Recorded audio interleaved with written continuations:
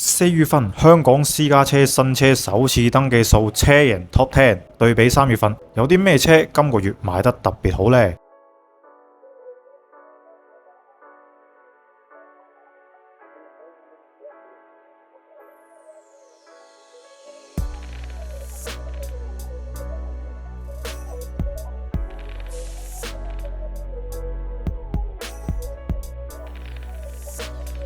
總嘅嚟睇，受到1換1結束嘅影響，總嘅數字係有回落嘅，但係國產車嘅表現依然係非常之亮眼，其中 ION 更加係有3隻款躋身前10。當然啦，就好似我哋之前嘅片提到，其實3月下旬呢係積壓咗大量嘅1換1申請嘅，所以實際上嘅新車登記數呢係會存在一定嘅滯後性噶。換句話嚟講，一直到5月份嘅數字依然會受到1換1餘波嘅影響。